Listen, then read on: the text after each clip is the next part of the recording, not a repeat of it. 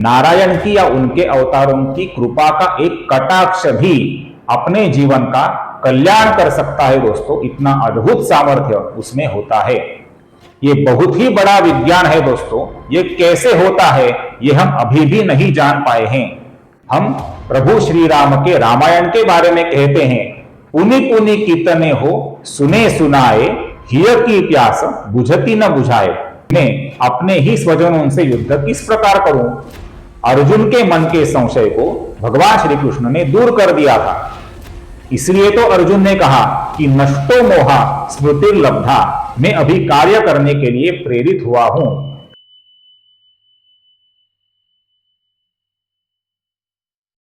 नमस्कार दोस्तों, पिछले कुछ वीडियो के माध्यम से हम श्री विष्णु सहस्रनाम शुद्ध उच्चारण एवं संक्षिप्त हिंदी अर्थों का विचार कर रहे हैं। विष्णु सहस्रनाम कैसे पढ़ें और समझें, इसका हम अध्ययन कर रहे हैं। और इस मालिका का आज का हमारा श्लोक क्रमांक 66, श्लोक 66 का वीडियो है।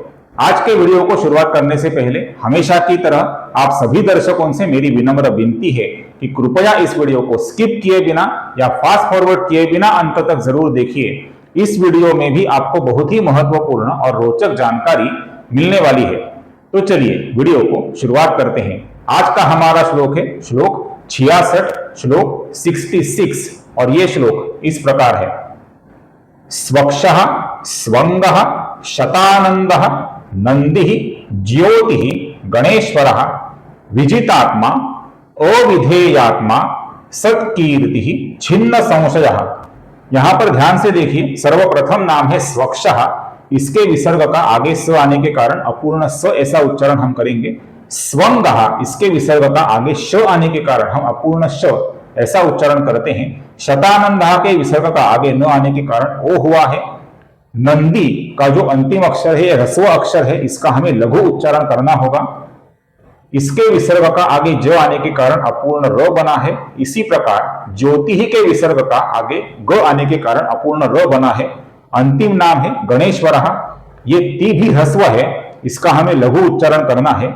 अगली पंक्ति में जो पहला नाम है विजितात्मा, इधर वी और जी दोनों ह्रस्व है। फिर नाम है अविधेयात्मा। कुछ लोग विजितात्मा विधेयात्मा ऐसा लिखते हैं और पढ़ते हैं। कुछ पाठों में भी आपको ऐसा पढ़ने को मिलेगा, विजितात्मा विधेयात्मा। किंतु यहां पर विजितात्मा के बाद का नाम असल में अविधेयात्मा है, जिस कारण से अविधेयात्मा का अ आगे आने के कारण विजितात्मा के बाद आपको यह कौन सा चिन्ह दिख रहा है दोस्तों? इसे अवग्रह कहते हैं। इसका हम अ की जगह पर लंबाई से उच्चारण करते हैं। तो यहां पर हमें लिखना होगा विजितात्मा अविधेयात्मा, अर्थात विजितात्मा विधेयात्मा। यहां पर वी ह्रस्व है, जी ह्रस्व है और वी भी ह्रस्व है। फिर नाम है सत्कीर्ति। यहां पर ये दोनों अंतिम अक्षर ह्रस्व हैं। इसके विसर्ग का आगे छ आने के कारण श बन जाता है, श नहीं श बन जाता है। और फिर अंतिम नाम है छिन्न संशयः, जिसके अनुस्वार का, स के ऊपर के अनुस्वार का हम अपूर्ण व ऐसा उच्चारण करते हैं। संशयः या संशयः, ये गलत उच्चारण है। इसका सही उच्चारण है संशयः, संशयः, अर्थात छिन्न संशयः। अब हम सर्वप्रथम पहली पंक्ति का उच्चारण देखते हैं दोस्तों। स्वक्ष स्वंग शतानंदो नंदिर्ज्योतिर्गणेश्वरः। फिर से एक बार देखिए, स्वक्ष स्वंग शतानंदो नंदिर्ज्योतिर्गणेश्वरः। अब दूसरी पंक्ति का उच्चारण देखते हैं। विजितात्मा विधेयात्मा सत्कीर्तिश्छिन्न संशयः। फिर से एक बार देखिए, विजितात्मा विधेयात्मा सत्कीर्तिश्छिन्न संशयः। अब संपूर्ण श्लोक का उच्चारण देखते हैं दोस्तों। स्वक्ष स्वंग शतानंदो नंदिर्ज्योतिर्गणेश्वरः विजितात्मा विधेयात्मा सत्कीर्तिश्छिन्न संशयः। स्वक्ष स्वंग शतानंदो नंदिर्ज्योतिर्गणेश्वरः विजितात्मा विधेयात्मा सत्कीर्तिश्छिन्न संशयः। क्लियर? दोस्तों, आप जितना मेरे वीडियो को लगातार देखेंगे उतना वीडियो का जो एवरेज व्यू ड्यूरेशन होता है ये बढ़ पाता है, जिससे YouTube का जो एल्गोरिदम होता है दोस्तों, उसे नए विष्णु भक्तों तक, नए व्यूअर्स तक इस वीडियो को पहुंचाने में सहायता मिलती है। इसलिए जितना हो सके उतना मेरे वीडियो को लगातार देखिए और मेरे साथ वीडियो में अंत तक बने रहिए। दोस्तों, आप में से कुछ दर्शक ऐसे हैं जो मेरे वीडियोज को रेगुलरली बहुत ही ध्यान से देखते हैं, मेरी बातें भी ध्यान से सुनते हैं, किंतु अंत में सब्सक्राइब करना भूल जाते हैं। दोस्तों, आप मुझे अभी देख रहे हैं, उसके नीचे सब्सक्राइब का बटन है, उसके आगे बेल आइकॉन है। दोनों बटन्स को दबाने के लिए आपको 1 या 2 सेकंड से ज्यादा समय नहीं लगेगा, किंतु आपकी इस कृति से मुझे बहुत ही पॉजिटिव एनर्जी मिलेगी और इस प्रकार के अभ्यासपूर्ण वीडियो आगे भी लेकर आने के लिए मुझे प्रोत्साहन मिलेगा। इसलिए ध्यान से सब्सक्राइब का बटन दबाइए और आगे का बेल आइकॉन भी ध्यान से प्रेस कीजिए। दोस्तों, धन्यवाद। अब हम इन नामों के हिंदी अर्थों का संक्षेप में विचार करते हैं। तो सर्वप्रथम नाम है स्वक्षः। इसका अर्थ है जिन नारायण तथा उनके विभिन्न अवतारों की आंखें, उनके नेत्र कृपा कटाक्ष से युक्त होते हैं, जिनके कृपा कटाक्ष के लिए उनके भक्तजन तरसते हैं, उन नारायण श्री हरि विष्णु को कहा जाता है स्वक्षः। नारायण की या उनके अवतारों की कृपा का एक कटाक्ष भी अपने जीवन का कल्याण कर सकता है। दोस्तों, इतना अद्भुत सामर्थ्य उसमें होता है। इस अर्थ से यह नाम है स्वक्षः। आगे का नाम है स्वंगः। इसका अर्थ है नारायण तथा उनके विभिन्न अवतारों के अंग और अवयव कोमल होते हैं, सुंदर होते हैं और मनोहर भी होते हैं, इसलिए उन्हें कहा जाता है स्वंगः। आगे का नाम है शतानंदः। ये अर्थ आपको शायद किसी भी पुस्तिका में लिखा हुआ नहीं मिलेगा। इस अर्थ का आकलन मैंने अपने संशोधन से किया हुआ है। दोस्तों, ये बहुत ही रोचक अर्थ है। गौतम ऋषि और उनकी पत्नी अहिल्या, इनका जो ज्येष्ठ पुत्र था, इसका नाम था शतानंद। शतानंद ऋषि जनक राजा के अर्थात सीता माता के जो पिता थे, उनके कुल पुरोहित थे।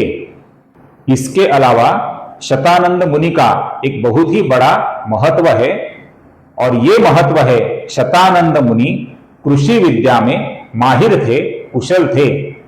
बहुत लोग ये नहीं जानते हैं। एक दिन क्या हुआ दोस्तों, उस जनक राजा के अर्थात सीता माता के जो पिता थे शिरध्वज जनक, उनके राज्य में अकाल पड़ गया। दोस्तों, इस अकाल की वजह से जो भी उपजाऊ जमीन थी, कृषि युक्त जमीन थी, ये सब जमीन बंजर बन गई, सूख गई। शतानंद मुनि ने जनक राजा से ऐसा कहा कि ऐसे कठिन समय में जब कभी कृषि की जमीन में हल चलाया जाता है तो ये वरुण राजा के लिए सूचना होती है, और जिधर जिधर हम हल चलाते हैं उस जमीन पर वरुण राजा कृपा का वर्षाव करते हैं, अर्थात पर्जन्य का आगमन हो जाता है, बारिश होती है। ये बहुत ही बड़ा विज्ञान है दोस्तों। ये कैसे होता है ये हम अभी भी नहीं जान पाए हैं। ये बहुत ही अद्भुत ज्ञान शतानंद मुनि ने जनक राजा को दिया। जनक राजा ने भी शतानंद मुनि की बात सुनी। संपूर्ण राज्य में जो भी जमीन बंजर बन चुकी थी, उसमें जनक राजा ने अपने किसानों से हल चलवा दिया।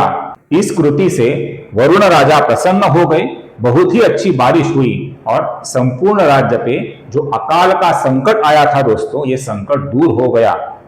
ये जो शतानंद मुनि हैं, ये नारायण के ही अवतार माने जाते हैं दोस्तों। इस अर्थ से यह नाम है शतानंद।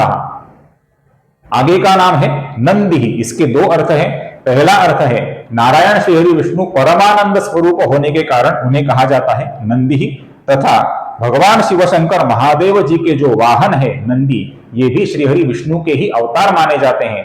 इस अर्थ से भी यह नाम है नंदी।